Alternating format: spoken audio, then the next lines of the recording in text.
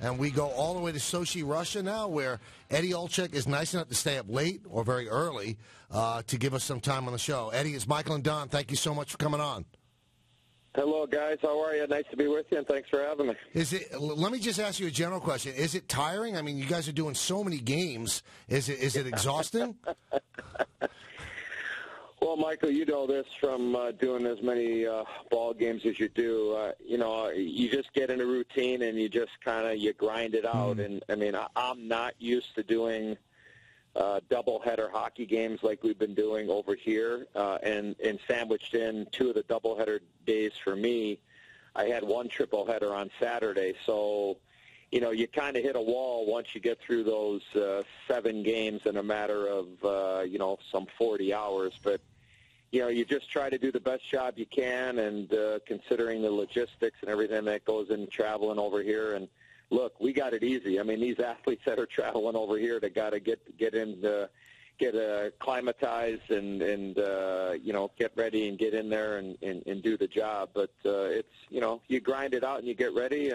But now we're getting the nitty gritty. Now we're down to the final 8, and everything will start so-called start for real tomorrow here in Sochi. I'll tell you what, the USA has really surprised me how well they've played, but they got no breaks here taking on the Czech Republic team. I think this is a scary team. What do you think, Eddie? Well, you know what, Donnie, I guess I'm gonna be the Debbie Downer here. I think Team USA, when you look at the 3 games that they've played, I thought they had an unbelievable second period against Slovakia in Game 1 where they scored 6 goals. Other than that game, I thought that they were, above average. The Russian game, to me, I thought the Russians were the better team, 5-on-5. As the game went on, I thought the Americans got better. Obviously, their power play came up large with a couple of power play goals. I thought they were the better team in overtime, and certainly, in the shootout, which became, made the game become an instant classic, an epic game. If TJ Oshie can find a way to be a hero at some point here in the rest of the tournament, when he comes back, his passport may say TJ Sochi by the time he gets back to Right. St. Louis for the St. Louis Blues. But you know what, in a Slovenia game, I mean, they had a great start, and then they kind of flattened out and turned it on. So I think they need to go to another level. Like, I really do. Like, do I think they're a gold medal team right now? With seeing the competition and how they're playing, I certainly put them in the top 3, but they need to go to another level. Now, the Czech Republic come off a real emotional game earlier against Slovakia. They had them up 4-0. They were dominating the game, and next thing you know, the Slovakians came out in the third period. Nothing to lose, obviously, and they came out and made it a 4-3 game, and then the Czechs held on. They got an empty net goal. So, look, back-to-back games for the Czech Republic. The strength of their team will be the center ice position. Thomas Buchanan to the Montreal Canadiens, David Krejci, the Boston Bruins, Martin Hansel of the Phoenix Coyotes. 3 really, really good centermen, and Jaromir Jagr has been sensational in this tournament. But how will the 42-year-old react to a back-to-back game situation, and plus having the emotional game against the Slovakians here a couple of hours ago? Now, Eddie, your criticism of the USA is fair, but could you apply that same criticism to Team Canada? Because they look like they walked through Norway, and they were very fortunate, I thought, to get away with the extra point against Finland. Yeah, I would say that that's fair. I don't think that the Canadians have played anywhere near their capabilities compared to the Americans. I agree with you 1,000%. When you look at Team Canada, and you would say they have 11 goals through the first 3 games of the tournament, you would expect it to be 7 goals or 8 goals scored by forwards and, a couple by defensemen. Well, what's happened is Canadian defensemen have 6 of the 11 goals. Drew Doughty of the LA Kings has 4 of those goals, and Jeff Carter had a hat trick.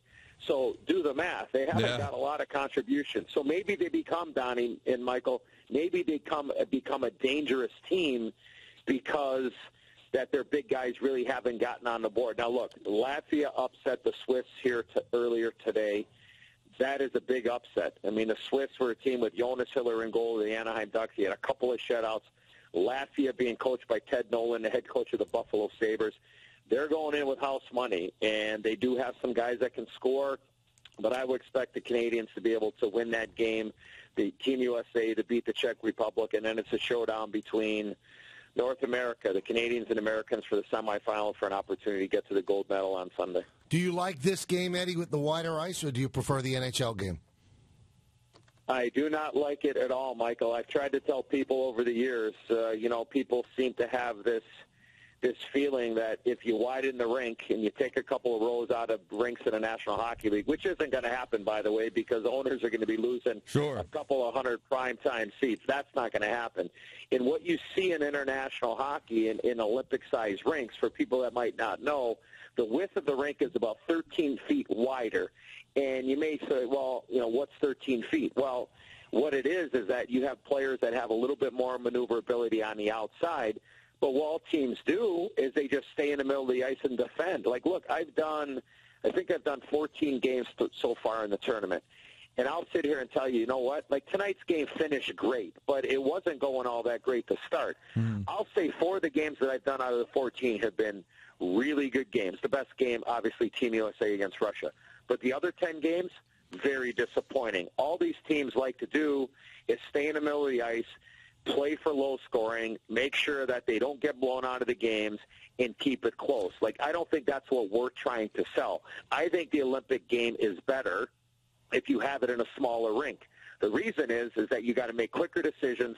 Players have to react quicker. You don't have that room on the outside to be able to, make your decisions a little bit easier because you have time and space because everything's to the outside. At some point, you got to get to the middle of the ice. And in European hockey, and a lot of these games over here in the Olympics in Sochi, a lot of the games have been to the outside and not very exciting.